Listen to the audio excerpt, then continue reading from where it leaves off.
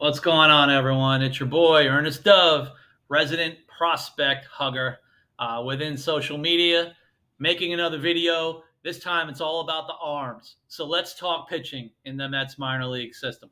As always, I don't always talk about the top prospects. They may not be names that you're even familiar with.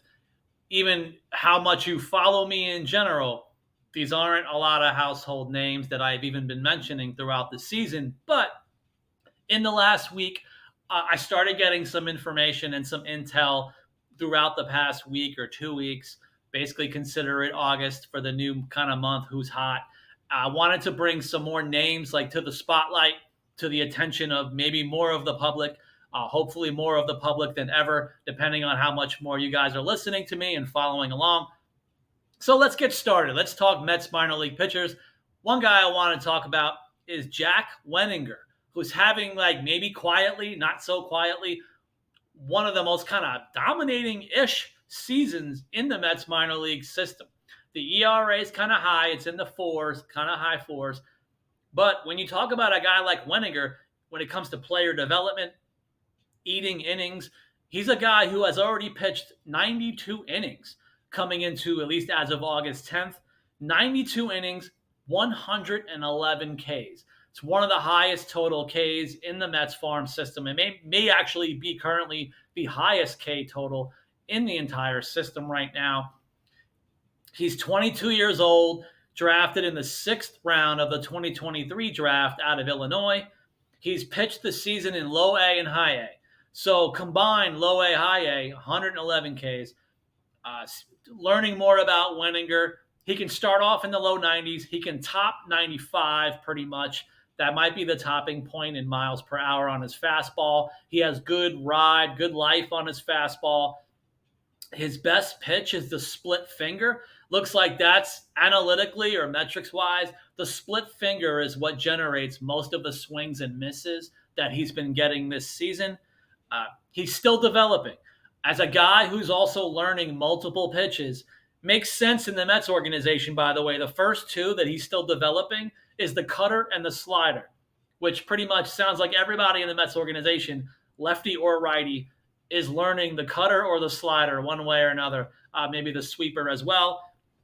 And he's also kind of working on a curveball. So a lot going on. He's been eating starters' innings. So I like the fact that he can top 95 as a potential starter long term. And again, now we're talking about a guy who's learning 2, 3, 4 pitches. So let's see how everything develops. But first and foremost, the K rate has to be at your full attention. Going in a weird opposite direction, I want to talk about one of those guys who's completely unheralded. He's going to be completely unranked. He's a guy who was actually released by another organization. So I want to talk about now 24-year-old relief pitcher Eduardo Herrera, who was released by the Royals organization and acquired by the Mets. And he's one of those guys, since being signed by the Mets basically early June-ish this year. So he was just acquired. He came in and completely dominated low A, the low A level, with a 0.84 ERA in 8 games. And the thing is, after joining the Mets organization, his walk rate dropped significantly during that time in low A, which was like pretty fascinating to watch. He's one of those guys, maybe not a lot of great command, shows up with the Mets, command hits quickly. He had a stretch then in July. He appeared in 8 games in July, did not allow a run. He had 8 appearances, 8 and 2/3 total innings. He only allowed 2 hits and 1 walk. 2 hits, 1 walk, no runs in July. Maybe the weird thing right now, for August, he's had 2 appearances. He had a blow-up outing, getting blown up, way too many walks, multiple runs. The second outing was scoreless. So small sample size, the walks jumped for 1 appearance. But again, June, July, the walk rate dropped in the Mets organization. So I want to still consider him someone to keep an eye on. Again, he's already 24 years old in high A. A lot of prospect huggers and minor league junkies like myself, that's already a turnoff. Oh my God, Dove, he's already 24. I don't care. But again, you know what? In my opinion, even based on recent years, age looks a little bit different for relievers So time can still be, of the essence of sorts. Maybe this could be a Wilkin Ramos scenario where a guy changes organizations. As the walk rate drops, the performance starts to improve. So I don't know if Eduardo Herrera can progress and continue to build on the lower walk rate outside of the one appearance in August.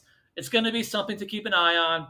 And again, like a lot of guys in the organization, good pitching coaches, good player development going on right now. Let's see how he goes, like even into next year. He's going to have to show up at the double A level. That's going to be the show me level regardless. But he's an interesting guy that no one's going to talk about. Uh, Another guy no one's talking about, again, another unranked guy, lefty pitcher, 23 years old, Ryan Ammons, who was originally drafted last year by the Red Sox organization in the 10th round. The Mets acquired him in a trade with the Red Sox. So here we are, 2024. Ryan Ammons for the season, 25 appearances, 2.67 ERA.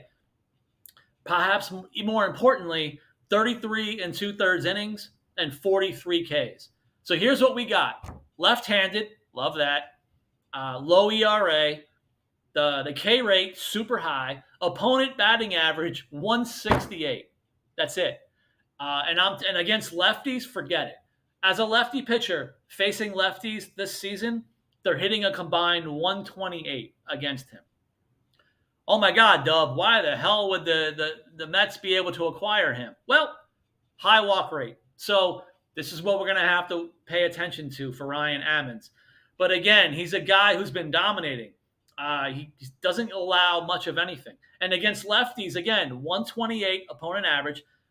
When you combine the amount of lefty hitters into innings, it's considered 10 and 2/3 innings, 17 strikeouts to go along with the 128. So he dominates lefties. And he dominates almost everyone at this point.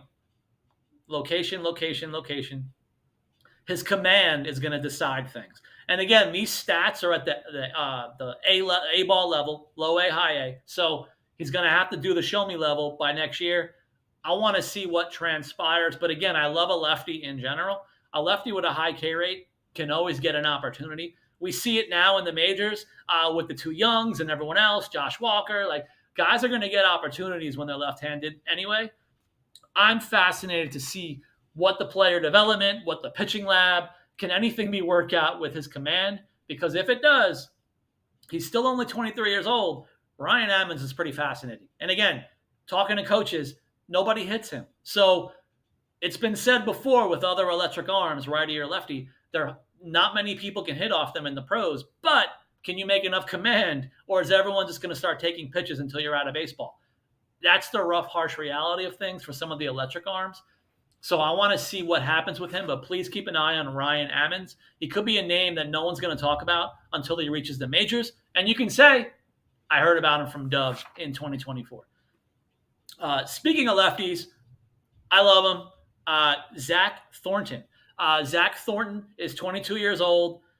Recently made his high A debut to start August. He's been pitching, obviously, mostly in low A. I'm told good ride on his four-seam fastball, good cutter. Again, Mets organization. Probably makes sense that he has a cutter. He's a fifth-round pick last year from GCU. Shout out Grand Canyon for Eli Ankney and Zack Thornton in back-to-back seasons, getting a player drafted from your program. And again, I really like Zack Thornton. Good guy, good personality, very hardworking. Another guy who's developing. I mentioned it on a different level with Weninger, guy who's still going to be developing his pitches at this point. Again, he's just kind of getting going in pro ball. He actually had an injury, which kind of ruined this season. So, like, you're getting going in your first full season, shut down by injury, returning from injury, then getting promoted. It's a weird kind of process of events for Zack Thornton. Overall player development, I still kind of like what's going on. I just want to see. And again, he's a lefty. So I want to see what transpires. Again, when people use the terms like development, adding pitches, refining, that kind of means that you're still a work in progress. So I want to see what the pitching lab does. I want to see what the coaching does. Again, I'm hearing great things about the low A coach, high A coach, pitching-wise for the Mets organization. So I want to see between those two guys, a little off-season in the pitching lab. I want to see what they can do with Zack Thornton. Another guy to keep an eye on. Then I want to get into a guy I've been talking about religiously since last year, always with a question mark in my own mind or in my own, probably in bold in my posts. Jawilme Ramirez. He's a guy, I'm very stubborn. Everyone knows that Dove can be stubborn with the prospects. When it comes to Jawilme Ramirez, who's technically still only 22 years old, pitching an A ball, he sits about 94 miles an hour, getting kind of more starters innings. Now, again, from last year, watching him in low A, I was thinking he's better than his stats. That's the problem. I hate when guys look better or just appear better than their stats. And it seems like arm-wise, he's the definition of it. Jawilme Ramirez kind of has electric-ish stuff, and the stats are never consistent. Uh, my personal thought going forward, again, he's only 22. He hasn't even really been starting the games this year. He only has 5 starts and 23 appearances. But when you go into the game logs, he pretty much, for the majority of his outings, he pitches 2+ innings. They're 2 to 4 innings at a time. I'm thinking about, could Jawilme Ramirez be one of those guys who's destined for full-time pen, number one, but not just necessarily long, man. If we get him to 1-2 innings, and I've talked with some people in the Mets organization, hey, do you think that 94 can turn into 95, 96? And I think there's a kind of a consensus of sorts. Maybe he can. So if we can get the fastball ticked up for Jawilme Ramirez, and that's 95, 96, can even tap into more, going only 1 inning. I like the idea of that. But again, he's a guy over the season, as is, in the high A, low A, high A level combined, 3.48 ERA, which is really good. That's steady. For a pen arm who goes 2 to 4 innings at a time, 3.48 is pretty good stats. He had one random outing in Syracuse. Everybody was confused. Why would you jump a guy from A ball to Triple A? I talked to the Mets, like, yeah, it was kind of a one-time thing. He was helping out. Again, maybe they just like his stuff in general. Maybe he had a thing where he hadn't pitched in a certain amount of days, and they're like, good, get him up there to help pitch an inning, which he did. And it was a scoreless outing, and then they immediately demoted him back to A-ball. But again, I like the idea. I'm very stubborn with Jawilme Ramirez. I just want to know if the Mets organization, playing fake GM, can someone put him full-time, 100% pen, only pitching 1 or 2 innings?